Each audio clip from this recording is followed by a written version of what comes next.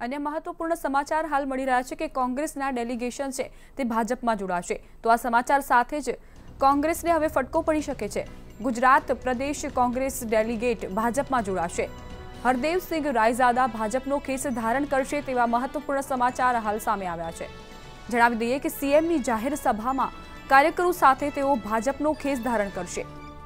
આવતીકાલે કેશોદમાં સીએમની સભા યોજાશે, જે દરમિયાન જ કોંગ્રેસના જે ડેલિગેટ છે તે તેમના કાર્યકરો અને સમર્થકો સાથે ભાજપમાં જોડાશે।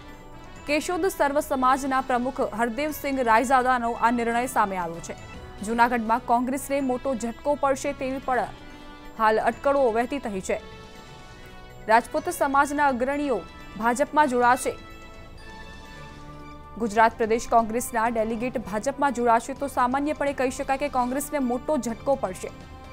એક તરફ લોકસભાની ચૂંટણી નજીક આવી રહી છે અને બીજી તરફ વધુ એક કોંગ્રેસને ફટકો પડી રહ્યો છે।